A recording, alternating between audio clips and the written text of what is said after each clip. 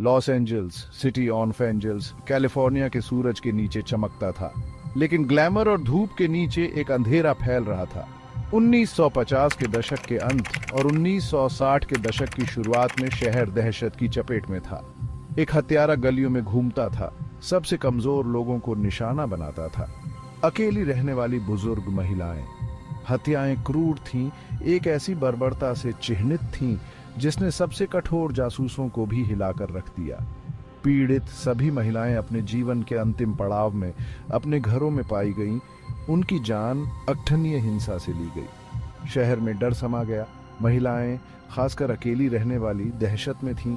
उन्होंने अतिरिक्त ताले लगाए, रात में बाहर जाने से परहेज किया और लगातार चिंता की स्थिति में रहीं। एक बार जीवंत शहर एक अशुभ छाया में डूबा हुआ महसूस हुआ।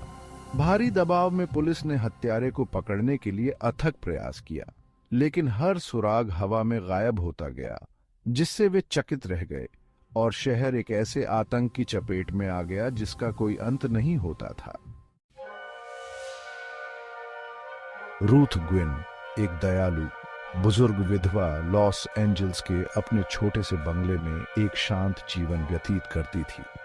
वह अपने बगीचे और अपने दोस्तों के छोटे से समूह में सांत्वना पाकर खुद को दूर रखती थी। लेकिन 1958 की एक गर्मी की शाम को उनका शांतिपूर्ण अस्तित्व बिखर गया। रूथ की पड़ोसी इस बात से चिंतित थी कि उसने उसे कुछ दिनों से नहीं देखा था। उसने उससे मिलने का फैसला किया। उसने जो पाया वह हमेशा के लिए उसकी स्मृति में अंकित हो जाएगा। रूथ अपने लिविंग रूम के फर्श पर मृत पड़ी थी। उसका कोमल चेहरा दहशत से विकृत था। उसका शरीर एक क्रूर हमले के निशान लिए हुए था। अराजकता के एक दृश्य के लिए पुलिस पहुंची। घर अस्त व्यस्त था, फर्नीचर पलटा हुआ था, सामान इधर उधर बिखरा पड़ा था।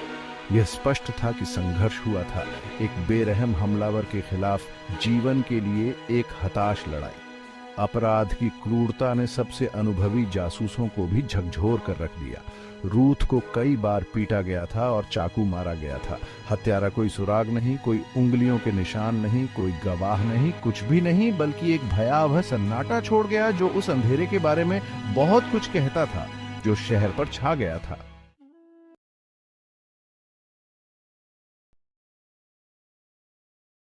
रूथ ग्विन की हत्या ने लॉस एंजल्स में सदमे की लहरें भेज दी, लेकिन सबसे बुरा होना बाकी था। अगले कुछ वर्षों में हत्यारा, जिसे बाद में बाउंसिंग बॉल किलर करार दिया गया, ने और पीड़ितों का दावा किया।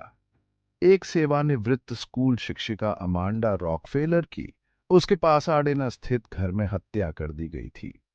एक प्यारी दादी, एन कॉटर, अपने हॉलीवुड अपार्टमेंट में बेरहमी से मृत पाई गई थी।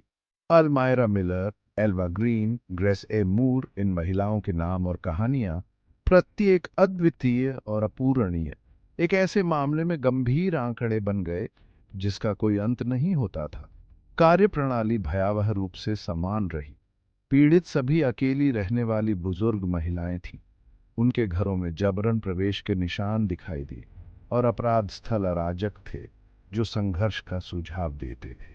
हत्यारा जो कुछ भी हाथ में था उसका इस्तेमाल करता था। रसोई के चाकू, लैंप, यहाँ तक कि एक भारी बुकेंड, दर्द और मौत को भड़काने के लिए। शहर दहशत की चपेट में था। भारी दबाव में पुलिस ने हर सुराग, हर फुसफुसाहट का पालन करते हुए अथक प्रयास किया। उन्होंने सैकड़ों लोगों का साक्षात्कार लिया, लेकिन हत्यारा मायावी बना रहा, शहर के सबसे कमजोर लोगों का शिकार करने वाला एक प्रेत। भय स्पष्ट था, एक घुटन वाला कंबल जो शहर की आत्मा को दबाता हुआ प्रतीत होता था। भाग 4, आशा की एक किरण, मर्सिडीज लैंग्रॉन केस। 70 के दशक के अंत में एक जीवंत, स्वतंत्र महिला मर्सिडीज लैंग्रॉन की हत्या के साथ मामले ने एक नाटकीय मोड़ ले लिया। मर्सिडीज पिछले पीड़ितों के विपरीत उसकी हत्या की रात एक आगंतुक था। एक करीबी दोस्त, एडेला विलियम्स, चाय और चैट के लिए रुक गई थी। मर्सिडीज के दरवाजे पर पहुंचकर एडेला की रीढ़ की हड्डी में एक सिहरन दौड़ गई। दरवाजा अजर था और हवा में एक अजीब सी खामोशी लटकी हुई थी। अपनी हिम्मत जुटाते हुए एडेला अपने दोस्त को पुकारती हुए अंदर चली गई। जिस नज़ारे ने उसका अभिवादन किया उसने उसे चीखने पर मजबूर कर दिया। मर्सिडीज लिविंग रूम के फर्श पर पड़ी हुई थी। उसकी आंखें छत को घूर रही थीं। उसके चारों ओर कालीन पर खून का एक कुंड दाग रहा था। एडेला सदमे और आतंक के बावजूद पुलिस को उस आदमी का विवरण देने में कामयाब रही जिसे उसने कुछ क्षण पहले ही मर्सिडीज के घर से निकलते देखा था। औसत कद का, मोटा शरीर, गहरे रंग की जैकेट पहने और चेहरे पर टोपी पहने एक आदमी। उसके कदमों में एक विशिष्ट उछाल था, एक ऐसा विवरण जो बाद में हत्यारे को उसका द्रुतशीतन उपनाम देगा। पहली बार पुलिस के पास एक गवाह था, एक विवरण था। बाउंसिंग बॉल किलर के लिए उनकी हताश तलाश में आशा की एक किरण थी।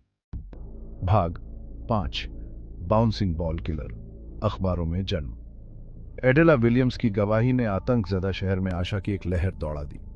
पुलिस ने एक विवरण के साथ संदिग्धों का साक्षात्कार करते हुए और अपनी फाइलों के माध्यम से कंघी करते हुए अथक प्रयास किया। मीडिया मामले में एक सफलता को भांपते हुए ओवरड्राइव में चला गया। अखबारों ने अजीबोगरीब चाल के साथ मायावी हत्यारे के बारे में फ्रंट पेज की कहानियां चलाई। रेडियो प्रसारण जांच पर अपडेट के साथ टूट गया। जनता से सतर्क रहने और किसी भी संदिग्ध गतिविधि की रिपोर्ट करने का आग्रह किया। बाउंसिंग बॉल किलर शब्द एक आकर्षक शीर्षक के लिए एक रिपोर्टर द्वारा गढ़ा गया, अटक गया। नाम हालांकि प्रतीत होता है सहज, एंजेलिनोस की रीढ़ की हड्डी को ठंडा भेज दिया। इसने एक हत्यारे की छवि को जीवंत कर दिया जो छाया में दुबका हुआ था। उसकी उछलती हुई चाल मौत का एक भयानक अग्रदूत थी। शहर पहले से ही किनारे पर और भी चिंतित हो गया। हवा में भय व्याप्त था। पुलिस ने नए सिरे से मिले सुराग से प्रेरित होकर और न्याय के लिए जनता की मांग से प्रेरित होकर अपने प्रयास तेज कर दिए। उन्होंने एडेला के विवरण के आधार पर संदिग्ध के रेखा चित्र जारी किए और हत्यारे की गिरफ्तारी के लिए किसी भी जानकारी के लिए एक